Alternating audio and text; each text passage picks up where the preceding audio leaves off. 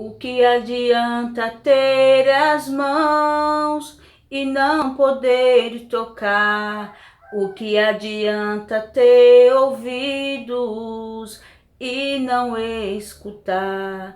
O que adianta ter um corpo e não se movimentar? Que Deus é esse? O que adianta ter os olhos e não enxergar? Tem sua volta os bons aromas e não respirar.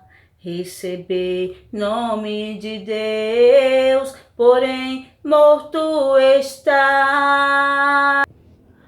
O meu Deus se movimenta um som da adoração.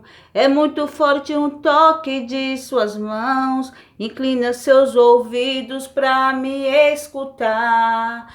O meu Deus, ninguém consegue dele se esconder. Se ele não quiser aparecer, faz seu povo entender que em meio ao silêncio está.